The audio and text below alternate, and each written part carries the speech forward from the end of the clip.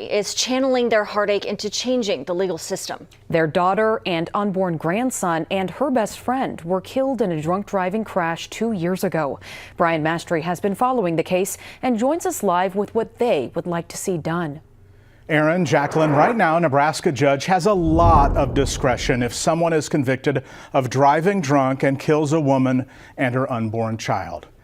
Now, in Nebraska, the death of a woman in this case often carries the official charge of motor vehicle homicide with a penalty of 0 to 20 years in prison. Motor vehicle homicide of an unborn child, 0 to 3 years. A victim's family pleaded with lawmakers today in the Judiciary Committee to raise the penalty for the unborn child to 0 to 20 years so that the two would be aligned. Zachary Paulison is 2 years into his 16-year sentence for motor vehicle homicide times 3. He had spent the evening at 2 Elkhorn bars before getting behind the wheel of his work truck in March 2022. He hit the victim's car going 102 miles per hour. Amanda Shook didn't have a chance. Neither did her best friend, Sarah Zimmerman.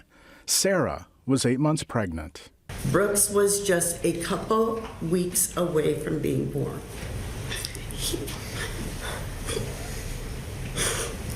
He wasn't just a fetus, he was a little baby boy.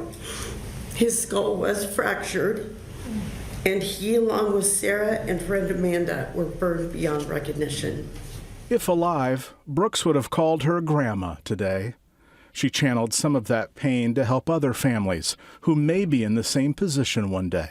It's one of those laws you don't see it a lot. Ryan Lindbergh, Deputy County Attorney in Douglas County, says this is one of the times when he can't explain to victims' families why the punishment is different between the mother and the unborn child. I can't help but wonder what the judge would have done if he had the ability to impose a sentence between 1 and 20 years. Would justice have felt more attainable? Would the punishment better reflect the gravity of taking Brooks' life? Zachary Paulison could have received a 43-year sentence. The judge gave him 32, that really means he'll serve 16 years. Now, let's say if the law changed, a similar sentence would carry the maximum of 60 years in prison, meaning you would serve 30. I'm Brian Mastry, First Alert 6. Groups for